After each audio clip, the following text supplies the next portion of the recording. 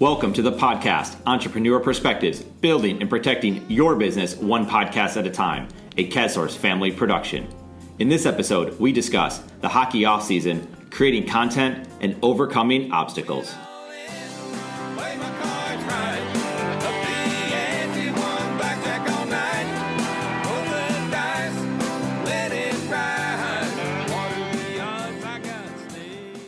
Our guest today is Mike Vernace, founder of Shifted Hockey. Mike is a repeat guest of the podcast and is a professional hockey player from Toronto, Ontario. He has played in multiple professional leagues, including the NHL, and currently plays overseas in Denmark.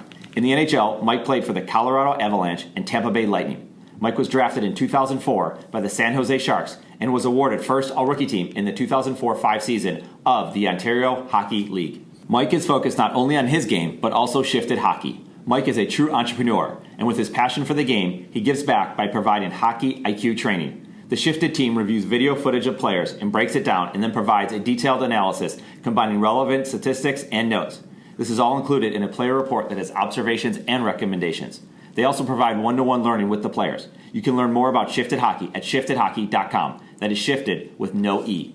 With Mike's entrepreneurial drive, we are super excited to have him back on the podcast. Let's welcome Mike Vernace. Mike, welcome back to the Entrepreneur Perspectives podcast. It's great to have you again. Awesome to be back, Eric. Thank you for having me. So it's been a while since we had you last on. You were one of our first, 10 guests. But you got to fill us in. What has Shifted Hockey, and more importantly, maybe what have you been up to since then?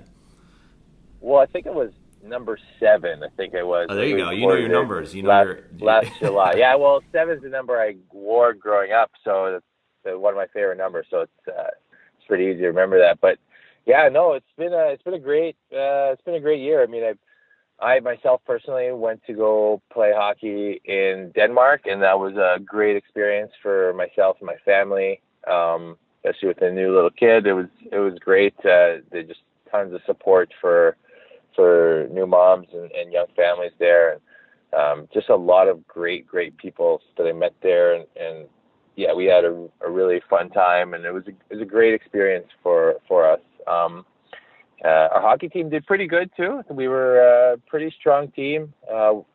We did lose in the semifinals. Unfortunately, we had some injury problems to a lot of our key players in the semis there. But we showed well, and we had a good season. So it was on positive. In terms of Shifted Hockey, we've been doing a lot of learning. I think the theme for this past year and a half has been learning how businesses run, how to do it, and what worked previously versus what will work going forward. And I think we've done a good job of at least learning, how that works and what it could look like for us.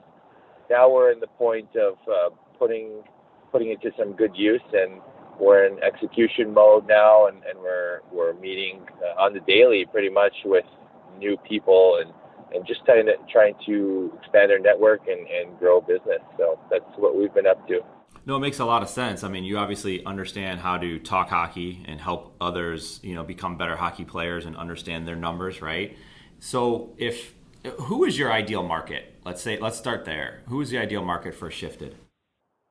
Well, to be honest, the way I see Shifted is it's everything that I would have wanted as a player, but it's also like everything a team would want when they want to learn about an individual. So the way it's kind of built is to be very functional and useful to both sides of the equation, so that there's a lot of value being distributed on both sides. So from the player development type side, the players are getting a lot of useful information and actionable details that they can use to actually get better, like in practice, or things that they can work on, like little tips or things to do, like in preparation for games, whether it's like breathing techniques or something like that to get them ready for a game.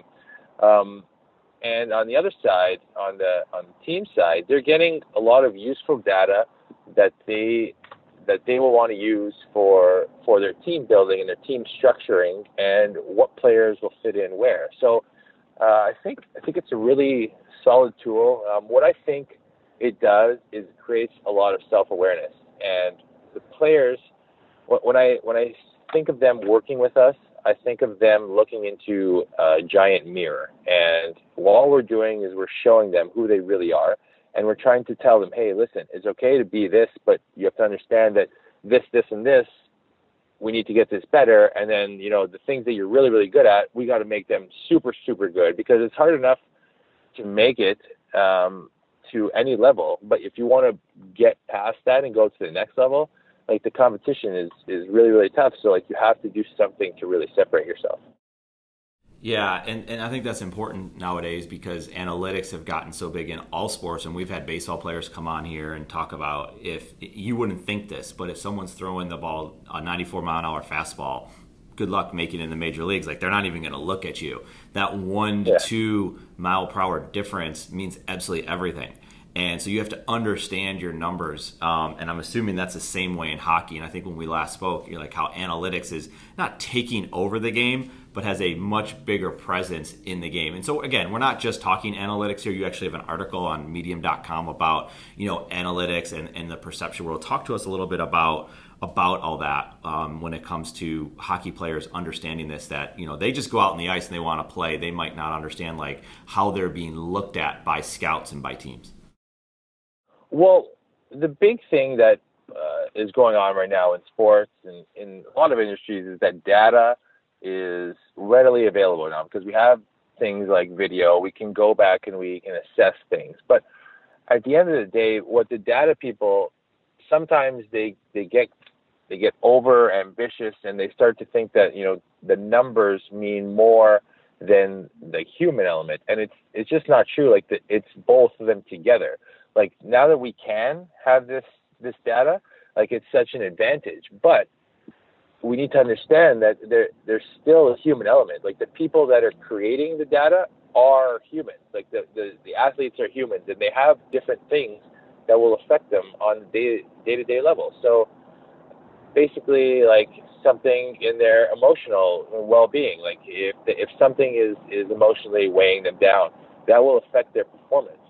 They won't be as aggressive, so they're not going to be as confident. And that's going to, maybe if you're talking about baseball terms, maybe you're not going to hit 97 miles an hour on your fastball. You're going to hit 94. And that's a big, big difference. That could mean difference between a strikeout and a home run. Like, that's the kind of stuff that we're looking for. And the context of the whole situation is what we're trying to do. And that's how I think there's a lot of potential for learning for athletes that we work with. And it is, like, we see it, and when we work with teams and individuals, we see them kind of have these moments where, like, oh, okay, like, and then they look at themselves, and then it's not so scary anymore, right? Like, when you're talking about looking in the mirror, like, it's a hard thing to do, because it's very, very, it's self-realization. Basically, you're looking at yourself and you're like, okay, this is actually what I am versus what I was telling myself what I am.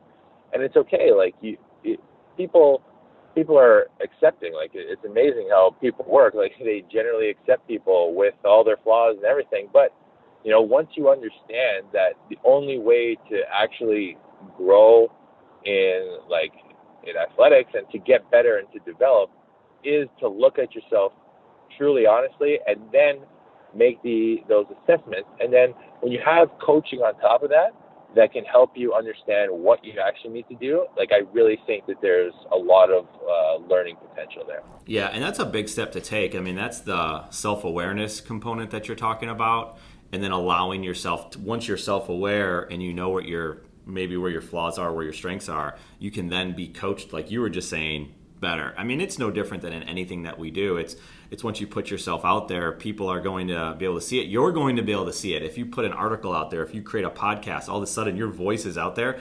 It's not easy to start a podcast. It's not easy to create a video, right? Because then you're putting it out there for everybody to see, and that's tough. So it's no different than, wait, so you're going to let me look at my own game tape and we're going to look at it in a way that it's never been looked at before.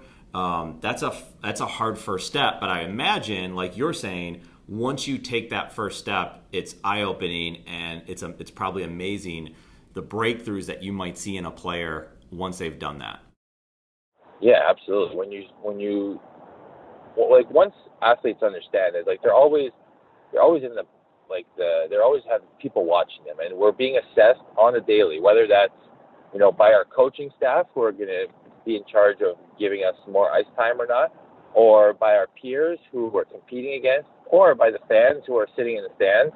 And now with this other element, you have this social media, like you're just, people are taking video and you're going to be, online for people to see. So there's a lot more mental stress than there was before, because now, when you do something and maybe you make a mistake and you look silly on the ice, like it could end up on the internet, and obviously it's a lot less of an occurrence, but still, like there's more people watching now, and that's just a different element for people to have to deal with, the players have to deal with. Absolutely. So what are the ages of the youngest, let's say, on the youngest level, what hockey players, what ages are they that you work with? So my brother and I, we've had this trainer, our fitness trainer, for a long time, since I was 12 years old, basically. And what he does best, he's one of the pioneers in fitness for like hockey fitness, hockey Pacific fitness. His name's Dennis Lindsay. But he is really, really good with what we call the long-term athletic development.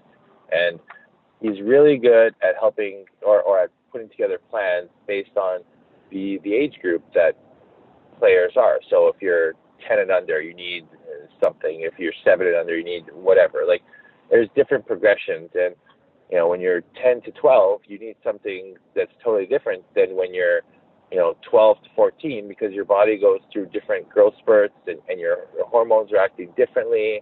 And, when let's say, for example, when you're 11 years old, you can do 100 push-ups, let's say, and because you're a little bit shorter and your arms are a little bit shorter, but then you grow and then you're 14 years old and you can only do 50 push-ups, and you're thinking to yourself, wow, like, man, I lose so much strength. Like, I'm not a good athlete anymore when you're thinking like that at 14 years old. But realistically, when you look at it, your arms are 2 inches longer and you have that much more depth to get, and people aren't thinking of it like that. They're just thinking of it, oh, I'm not as strong. But you have to consider that is what's happening, right? So we have this that kind of program. We kind of have that mentality when we're going into things. And when we work with kids, like we worked with kids that are as young as 10 years old, like a team.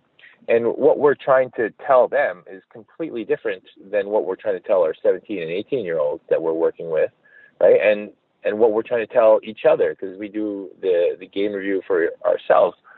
So, the message is much, much different at each level. We're trying to tell them, when they're 10 years old, like, they want to work with us, we're telling them, like, hey, listen, have fun, understand where you need to be, just in a general sense, but you need to, consider, working on shooting mechanics, and just all little general details, but it's all about getting them to understand what hockey is, and the approach that they're taking is to have as much fun as they possibly can, because we want the kids to be long-term players. Like, a big thing that's happening in minor hockey right now is that the kids are trying to peak the parents are trying to get the kids to peak when they're 13 years old.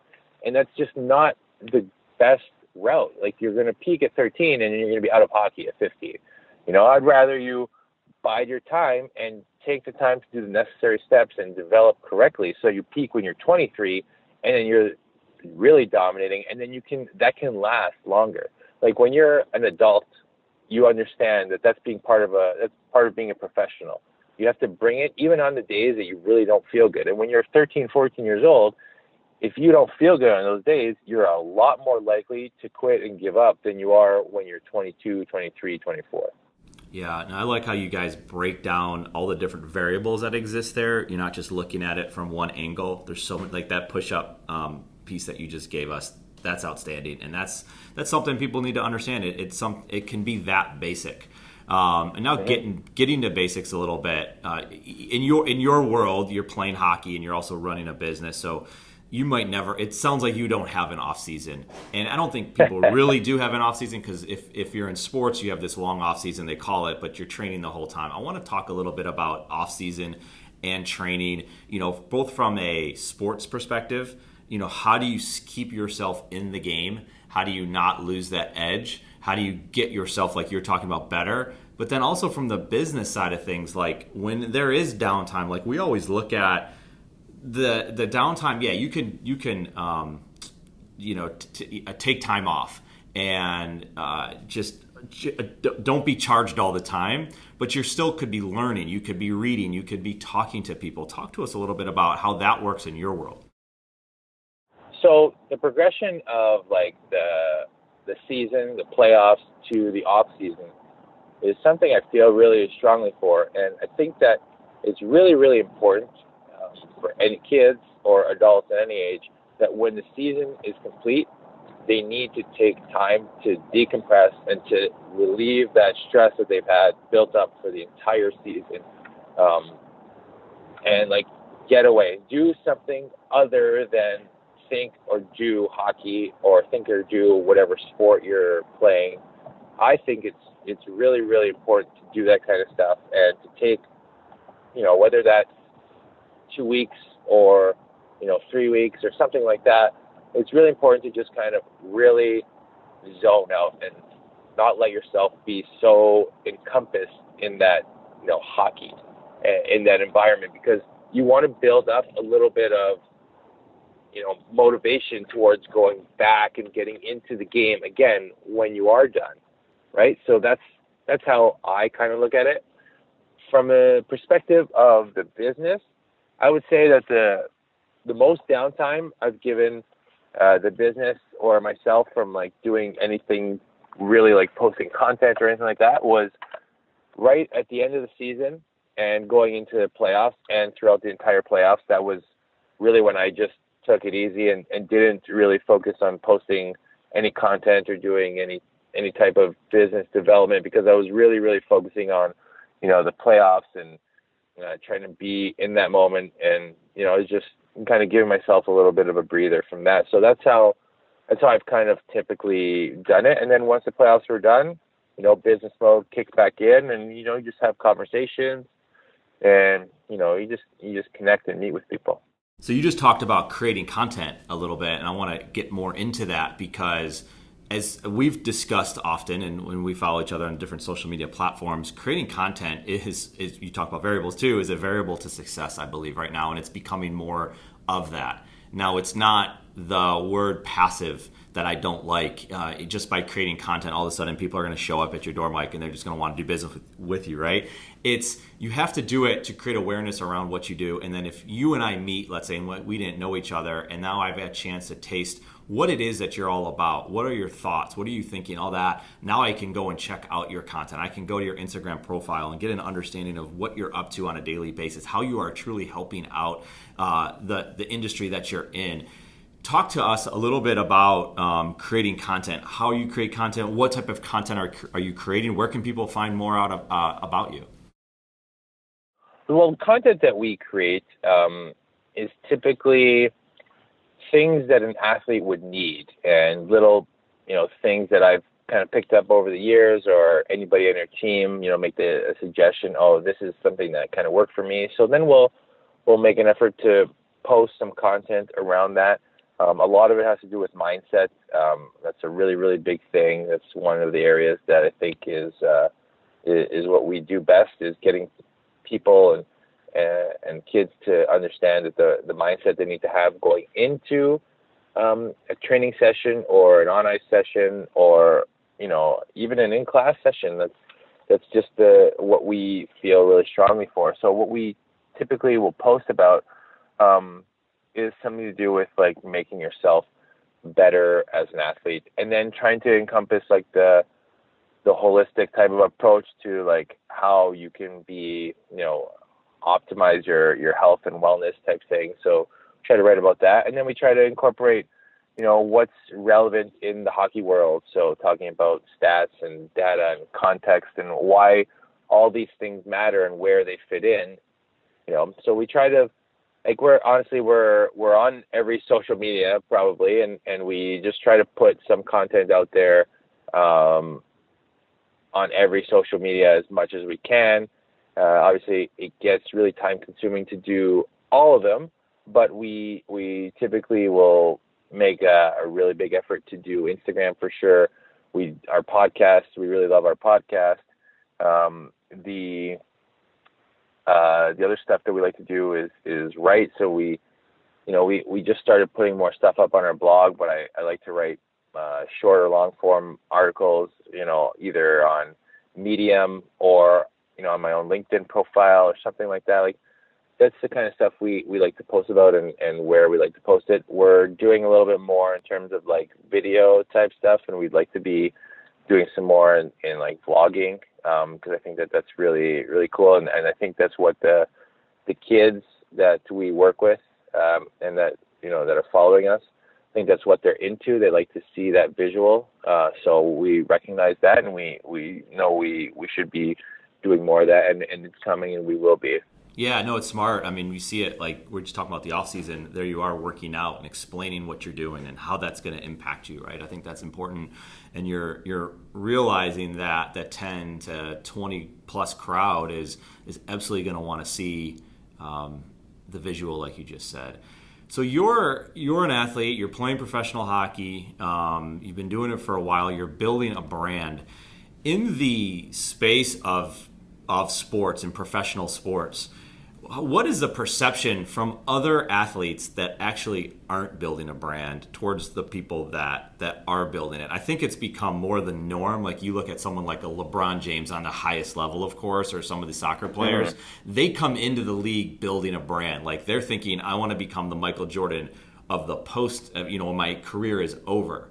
But what is the perception of those people that aren't building the brand like you're doing?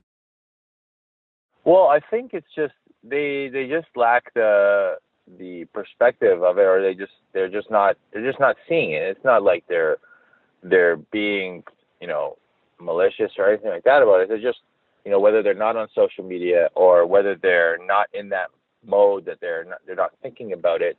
Some of them will see.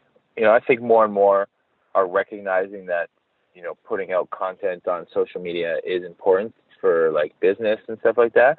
It also has to do with like the level that you've played and the level of success you've had within your own sport. So what I mean by that is like if you progress and you're a little bit higher up in like if you play in the NHL or you play in like the AHL or something like that, like you have a little bit more awareness around you, and it's a little bit easier to understand that, this means something. I should do something with this. Versus, some people who don't, they don't have that awareness around them within the sport, and then they want to build something too. So they're trying to find out, like, what do I do? And I see a lot of them popping up and doing like hockey camps or trying to, do business and that kind of stuff, which is good. But the whole scope of what it all means, like how to build the brand versus, how to build business is something that I think that they haven't yet started to look at. And I think there's more education to be had there and why it's important. And I think that it's coming. Like I see more and more of them starting to learn and understand what it all means. So that's good. That's a good sign. I think the more that athletes can do this kind of stuff, and they generally like doing it. Like they want to give back to the game. Like when I talk to any hockey player, when I talk to them about like, hey, what do you think about doing after hockey? They all say well, not all say, some of them just don't want to have anything to do with hockey anymore. But some, most of them will say like, I'd love to stay in the sport and give back at some point. And that's typically what you see when guys transition out. The transition period is definitely an interesting period because you're stuck with this thing of you have an identity as a hockey player, and if guys are just identifying as a hockey player, it's a very difficult thing to transition out of becoming a hockey player into the next role, because what people don't recognize is that it's all we've done really for our entire lives. And now we have to go and just start being something different. And it's really, really interesting. And that's, when we talk about, athletes who transition out, and a lot of them, they have a tough time because if they haven't ever done anything else and they just do hockey, and then they go and whether they have been able to save a bunch of money or not, most of the time, hockey players or athletes need to work. There's only so many players who attain enough wealth that they don't have to really do anything in terms of working a normal day-to-day job. So now that we have this brand building opportunity for personal branding, that's something that more and more of us need to take advantage of, because it's something that's sort of simple for us to do, but you need to be really authentic with it, and you need to understand how to do it.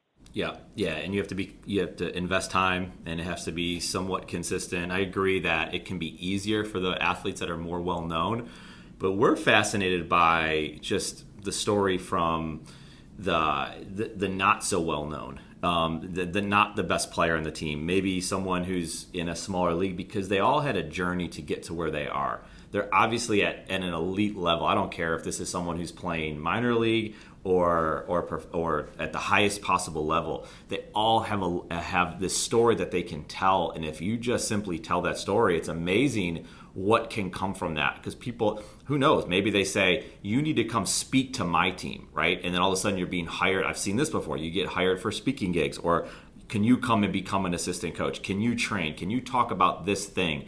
You can become a motivational blogger. I mean, there's just a million different things that you can use off of that. But like you said, the earlier you start during the process, the more people might, start following you, and you become better, because really what it is practice. It's just practice for, like you're saying, when you get out of the game. Now you've tried these different things. You've dabbled in these different areas. Maybe you get really good at it and you become a social media expert. I mean, who knows? There's just a lot of different things you can do with it. And I think it's not just for the most well-known athletes, like LeBron James, like we said before. It's for it's for you playing in Denmark. It's for some single A baseball player that never made it because his pitching wasn't good enough, and then he got injured when he was 23 years old, perhaps. There's so many different levels that you can go to with it, and I think you're going to see more of it. I agree with you, but there's so many athletes. It's just whether or not they're willing to do it and put the time in to do it. So hope they do. Yeah, it's a hard thing to do, to put yourself out there and talk for sure about what you're going through, and it's really what we're sort of built on is we're trying to educate these young kids based on our experiences, and really we're trying to educate them based on what we failed at, and what I failed at, and what I didn't do well enough to get to where I thought I might get to, playing in the NHL on a full-time basis. That was my in my head. Growing up as a kid, there was absolutely no doubt that I was going to be a professional hockey player and, play in the NHL. And that was me. It wasn't I had plan B. It was just plan A and then plan A. That was my thing. There was that. So I put all my focus into, how can I learn more about being a good athlete and a good player, and I loved it. So that was for me. I loved school too, actually. I was always a really good student in school, and it's just because I listened. I didn't have, everyone has the same skill set. You listen, you read, and obviously there's some people who maybe are disadvantaged and don't have those abilities, but they have other abilities, right? The way you learn is through audio, visual, and through reading. So and through hearing too. So when you have these things in school, it's easy to get distracted by your friends, but if you just pay attention, I think it helps you a little bit later on. And that's one of the big things that we try to teach our younger kids is just listening and not being so distracted all the time. And that comes with, honestly, if you like what you're learning, and that's a big thing with the education side of it, is that we have to engage kids the right way to help them like what they're learning and make it relevant for them. Absolutely. And a lot of it too you're talking about is overcoming those obstacles, overcoming your own. A lot of times it's your own self-fulfilling obstacle that you've created for yourself, that you can't do this, that people will laugh at you if you do it. And trust us, we've all been through that type of thing. But you do have to overcome those obstacles, and whether that's, well, you're not tall enough to play, you're not big enough to play, you're not fast enough to play. What are those different things? And there's obstacles all over the place. Now, to take it to a very large level, and I don't want to get too deep into the NHL per se while we're recording this. The Washington Capitals are winning the series 3-1. Is it likely that they're going to win? Probably, but crazier things have certainly happened. And one of the crazier things that has happened this year in sports is that the Vegas Golden Knights are in the Stanley Cup, and before this year they didn't exist.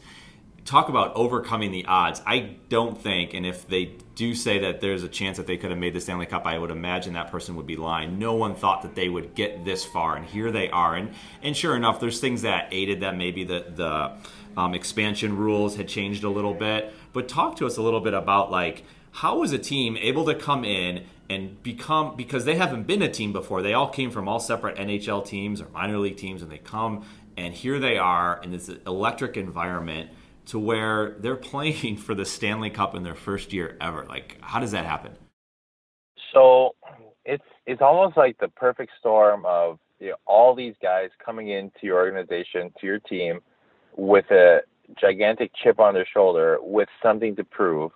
And they're all, most of them have not been the best players per se on their team, like in terms of like at the NHL level, which for whatever reason made them expendable to their previous teams. But they're all pretty good, and they all can play in the league.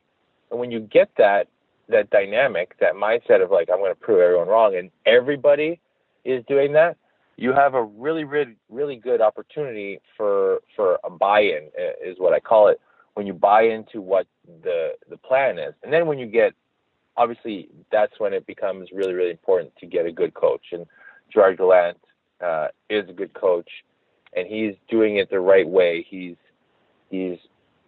building his game plan based on the type of players he has, and that is when you get good results.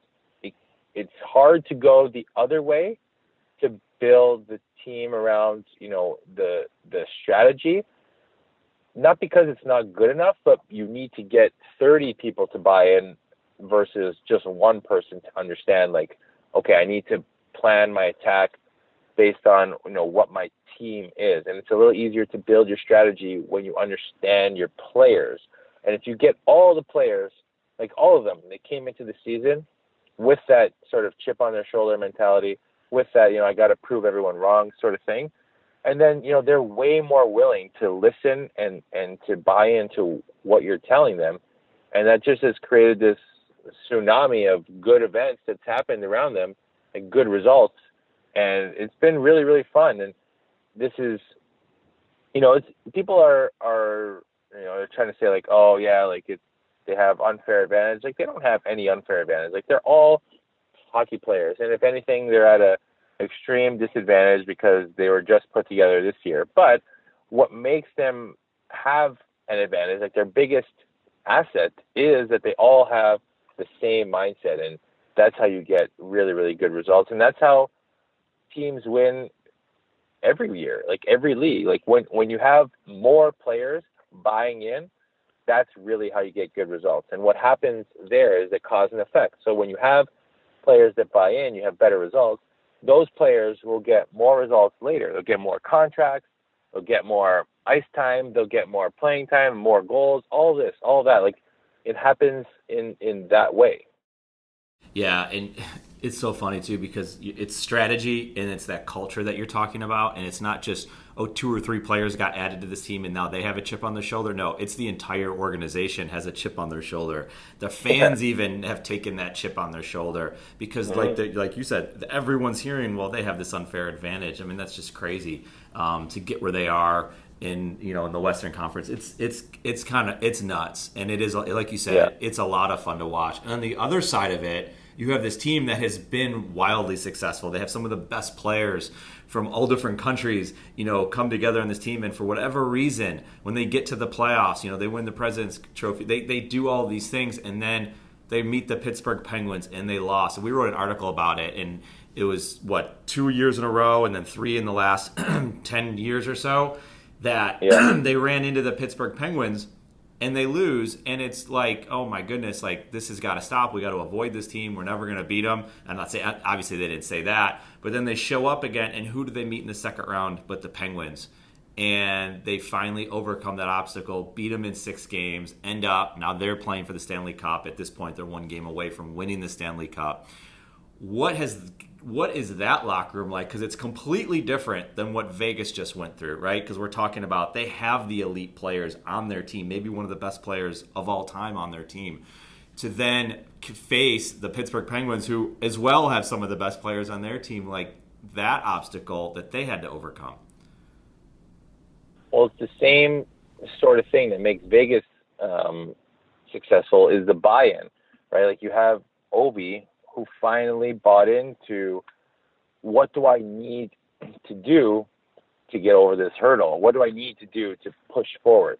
And, Ovi typically has been, an elite scorer all the time, and he scores goals, and he leads the team in that way. But when you look at his game, he's doing things a little bit differently, like maybe blocking shots or maybe change. Like I noticed a big one is he will change more frequently now. Like before, he would just stay on the ice and it was no questions asked. Now, they want him to be on the ice because he's doing all those little things better, and now he can be on the ice in those situations because the coach is like, I trust him, and the coach just wants to have people who he knows what to expect out of them. And when you do that kind of stuff, you're going to get more opportunities to score goals, and that's how Ovi's getting more opportunities. Obviously, he's an extremely elite scorer. Like he's got to be the best goal scorer, maybe ever. Because when you look at pure goal scorers, I think of people like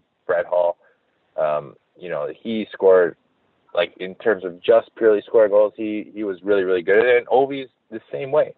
You see this type of progression when, you think back, if people remember like Steve Yzerman in the early 90s and mid 90s. Steve Yzerman was the best offensive player in that era for many, many years. And then it wasn't until Scotty Bowman got to the Red Wings and told him, hey, listen, you need to learn how to play both ways, defensively and offensively, that this team will win. You need to be the one to lead by example. And then, so Steve really bought into that. So his numbers went down, but then they won 3 cups.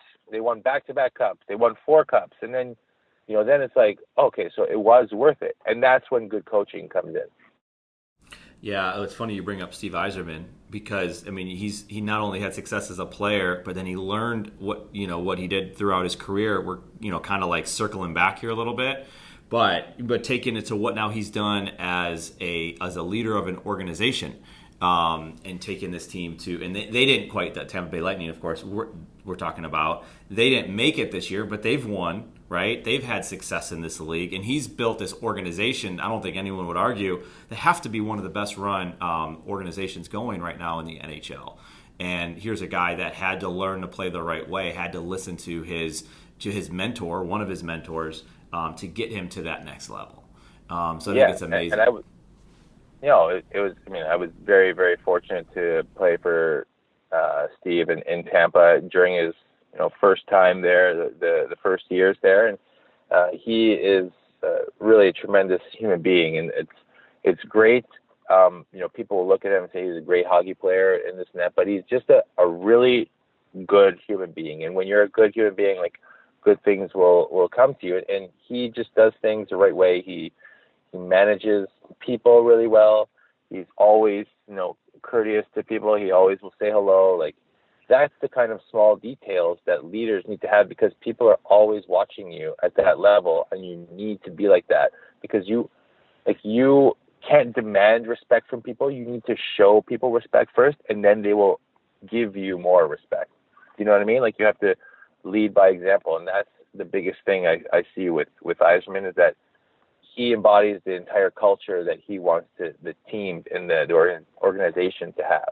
Yeah, well, I think it's really cool that you're taking all of this in. Like, you were smart enough or aware enough to consider yourself lucky to play in that organization, to be around someone like Steve Yzerman, to then always be learning and to pay attention to other people and the way they're doing things. That you talk about, that you watch what we're doing, and we're just honored that you would even say something like that. But it's a lot of different people, and you recognize just some amazing people that are out there, and you apply it to not only your business, but to when you play hockey and probably your family and everything you have going on. So we appreciate you coming back on our podcast to tell this story. We think you have a unique business, coupled with obviously talent in the hockey world, and then giving back. Like you said, players want to give back. You're clearly giving back to the sport. You want to make other players better. You want to take the sport and continue to make it thrive, which I think it's doing, right? Because we're in the Southeast. We're in Charlotte, North Carolina, and I'm from Buffalo, New York, and in Buffalo, hockey is a passion, right? Tons of my friends played hockey growing up. We're not that far from Toronto. Down in the Carolinas, it's not that way. But then you hear about the stories of like the Austin Matthews of the world, who grows up in Arizona, is I think a great baseball player, goes to a Coyotes game and is like, no, this is the sport I want to play. And next thing you know, he becomes a phenom. And it's kind of crazy how that's happening. So they need more, the industry, the sport needs more people like you that are giving back to the sport to make it more recognizable, not just in Toronto, obviously a hotbed for hockey, but in places like Arizona and the Carolinas and California. And I think it's happening now. And I think social media can help take it to that next level. And I think it's a fun game to watch. A lot of these other sports, football, basketball, and we love all these sports, but they can be slow at times. It's not a surprise that a lot of young kids, when you turn on the TV or you go to a hockey game, it's the most fun game you can watch because it doesn't stop. Where a lot of these other sports, there's a lot of pauses and timeouts, and it drags on. And in this day and age, like, attention spans are shorter. I think hockey's got this incredible opportunity, but they need to take advantage of it because they don't have the recognizable athletes as much as, let's say, football or the NBA might have, but it's got this speed to the game that I think is unmatched in really in any other sport. Yeah, it's a very, very athletic game. It's very, very difficult, to actually do hockey. Like it's what's that funny meme? Let's do that hockey. Like it's hard to do. It's hard to do hockey. Like, it's hard to skate on the ice on those two blades. You only have millimeters of blade on the ice, and at any one time, like, it's difficult to do that, and that's why many people, can't play hockey because they haven't learned that skill to skate right on ice. But there's all kinds of different ways you can play hockey. Like, you can play inline hockey, you can play ball hockey, you can play street hockey. There's lots of stuff to do, and they're all really fun to do as well. But in terms of like playing ice hockey, like, yeah, it's a great sport, and it's very athletic. Like, if you were to measure the fitness level of hockey players versus the rest of the sports, I think you would be very surprised to see that the hockey players are probably the most well-rounded athletes,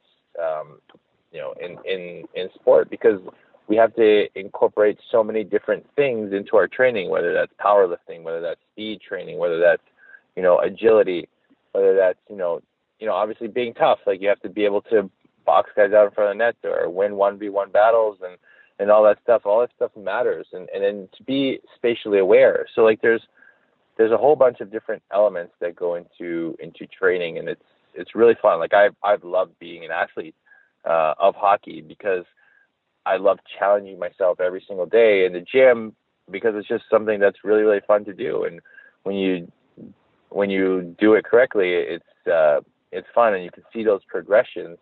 Those are kind of things that kind of keep me going in playing sports, is, honestly, the practicing of the sport, because the games they're really, really fun, but they're only just little snippets. They're just the moments. Like, the practicing and the day-to-day type thing where you're training every day, like, that's really, really fun for me. That's the part of the game I love the most, because you get to see the progress happen. And if you do it correctly, the games should feel really, really simple.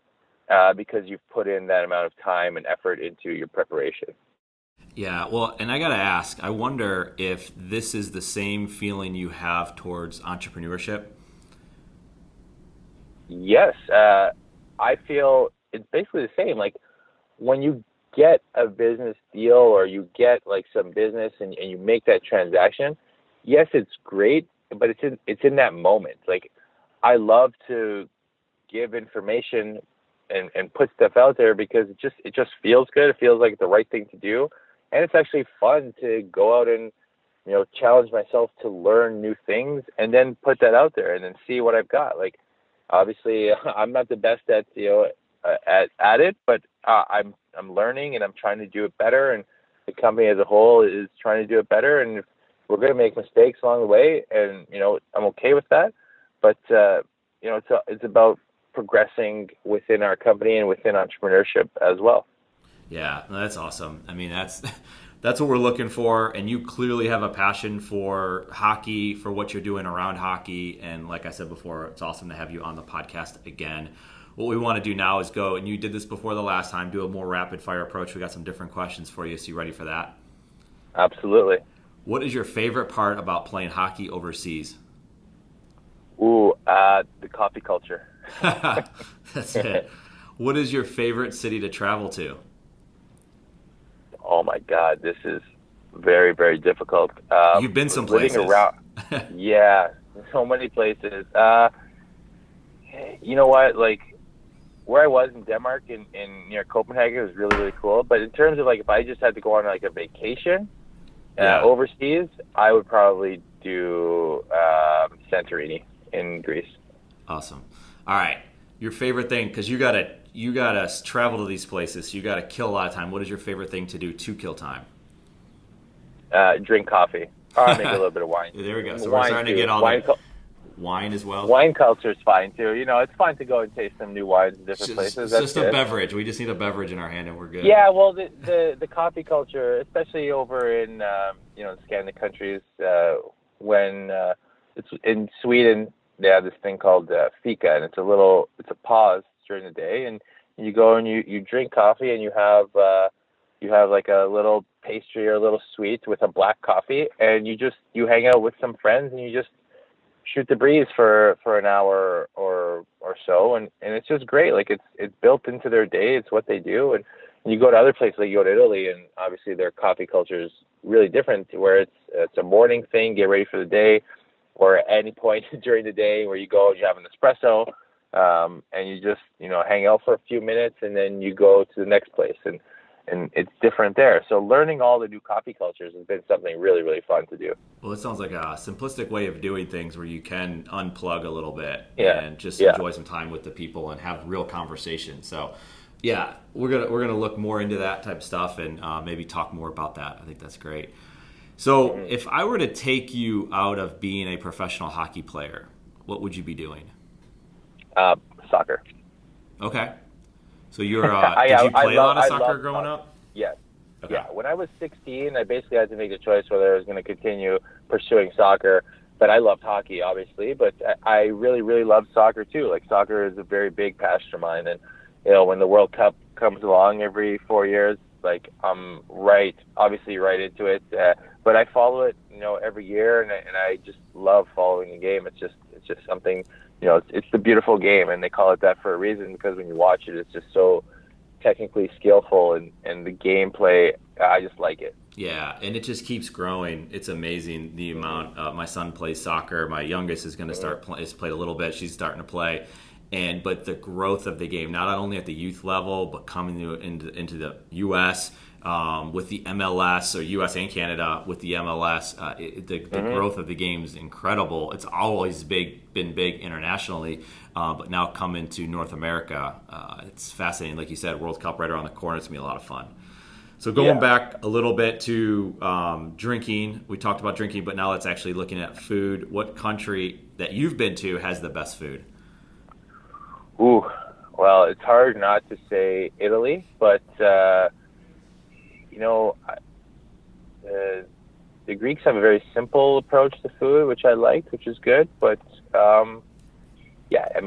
It's all good. Italian food. I mean, we are Italian, so like the Italian food is really good, but we tend to try to stay away from that in the season. Honestly, I like food as long as it's the correct one for performance. But in terms of cuisine, I have to say Italy. Yeah, it makes sense. So you're doing a lot of social media, as we talked about. If you had to pick your favorite social media app today, not yesterday, not tomorrow, but today, what would that be? Well, the one that I typically post on all the time is Instagram. So that's the king right now. That's the one most people are using. It's got all the attention. But I really, really enjoy LinkedIn right now, and it's really, really working quite well. Yeah, LinkedIn's been amazing. The run that they're on, the attention that you can get, the views, the conversation that can get going on in there. Yeah. I agree. LinkedIn's is big. So I will say if we're talking about apps, I guess if we're talking about Anchor being social media, I'm not sure if it is or not, but it's an incredible app that I use to, record the podcast. So shout out to them because they built an awesome product. Okay, I want to get into that. Well, let's go there now. So your favorite podcast platform that you like best, is it Anchor? Yes, Anchor, because it's so versatile and so easy, and all the updates that they made came at the right moment for me in terms of like podcast creation. Every time I'm thinking to myself, like, man, I would love to have this, this feature. They come out with it somehow, and then all of a sudden I'm like, wow, this is amazing. And the one where they introduced being able to interview people was a game changer, because I was in Europe and I was like, okay, I want to interview people, but I can't record with anybody. But now, let me call people right from the app, and I was like, this is amazing. Yeah. So for someone who's always learning, I'm sure you read a lot. If you had to pick a book that you've read in, say, about the last 2 years that other entrepreneurs should check out, what would that be?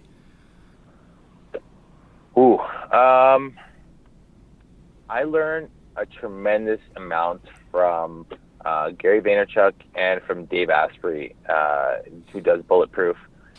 So, I've read the audiobook I got the audiobook of the Bulletproof Diet.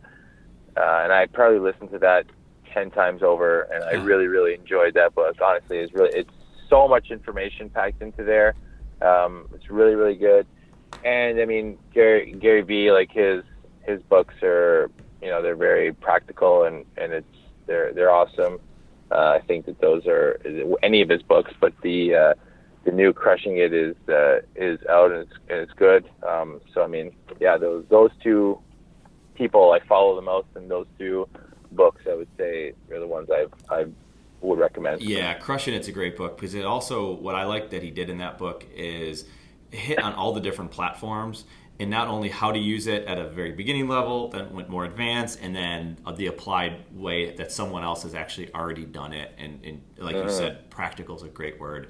So I agree with that. And the Bulletproof, I was just funny. I was just reading a blog that Bulletproof had put out is about sleeping, and they're kind of like saying, everyone's saying that you got to get 8 to 9 hours of sleep, and there's all sorts of studies of all this stuff. And he's talking about how actually 6.5 hours, give or take, 6 to 7.5 hours is actually the ideal time frame for sleep.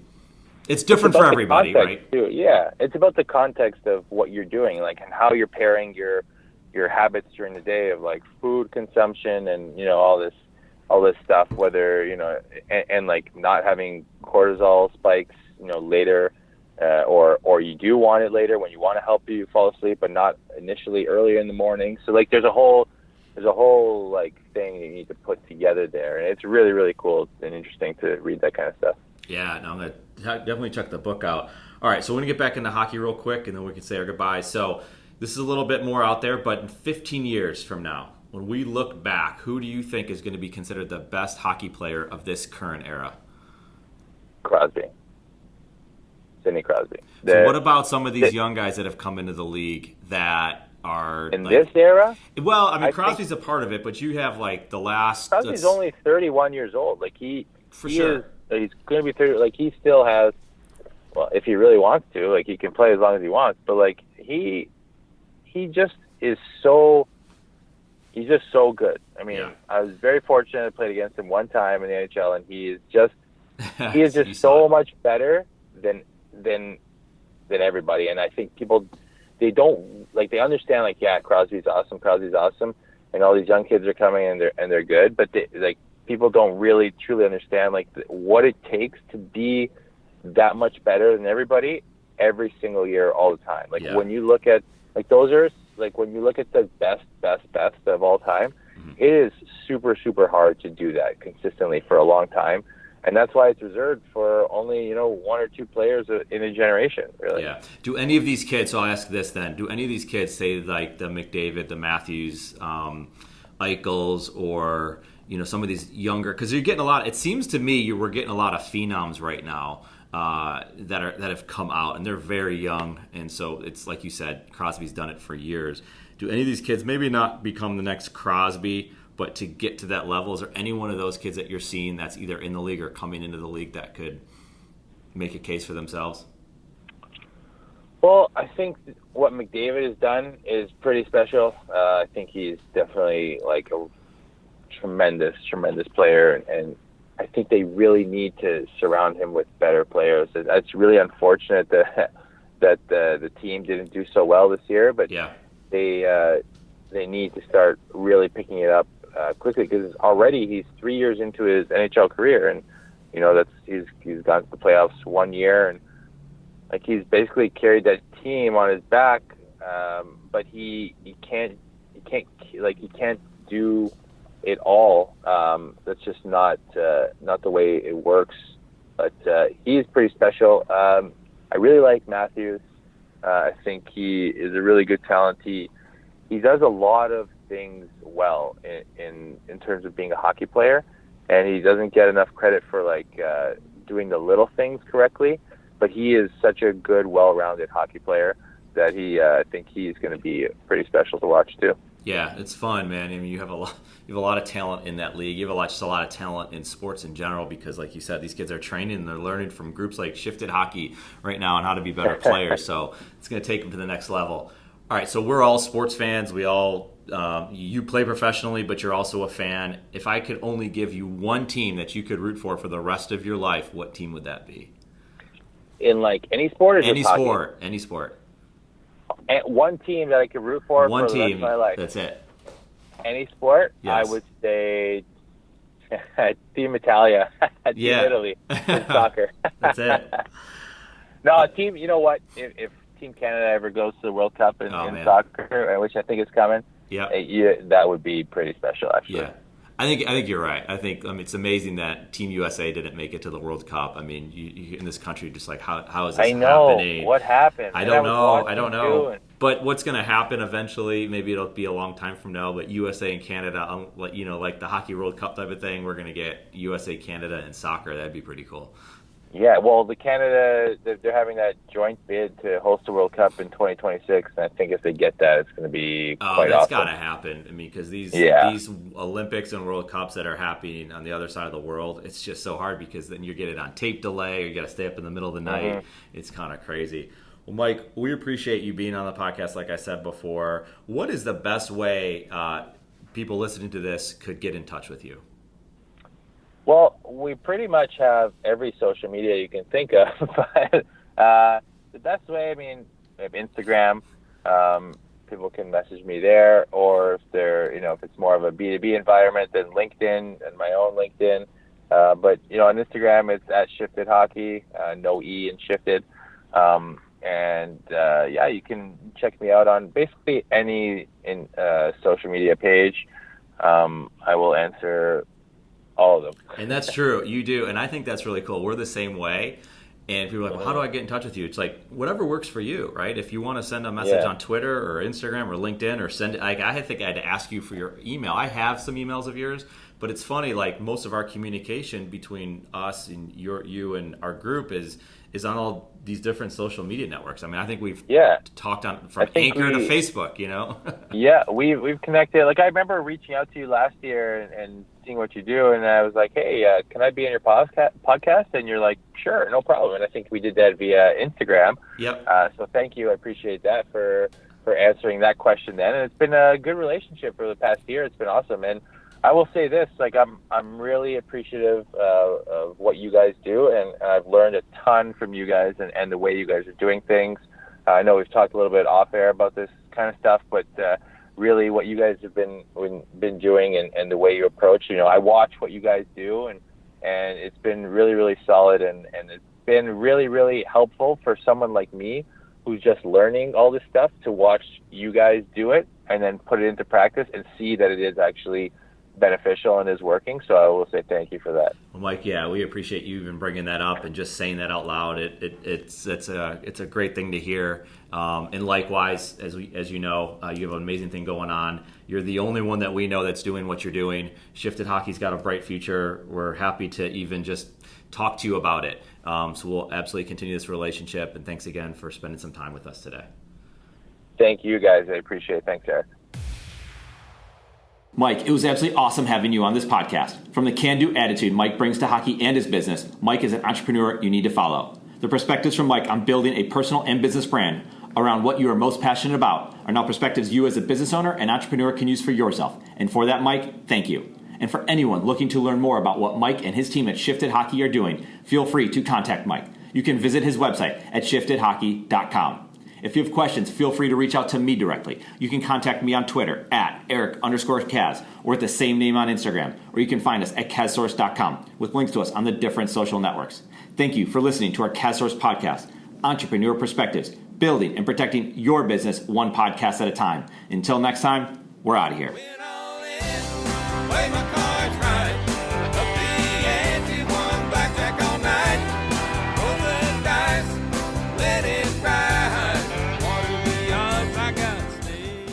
This podcast exists in large part because of KazCM, the content marketing business inside KazSource Inc. KazCM is excited to bring the content marketing services used at KazSource to you. Learn more by visiting KazCM.com. Thank you so much for listening to this podcast. It's a big deal to us. We hope you found value in it, and if you did, we would be incredibly grateful if you gave us a review on iTunes. Remember to subscribe to this podcast, and feel free to share it with anyone you know. More than anything, thank you again for listening. We appreciate it.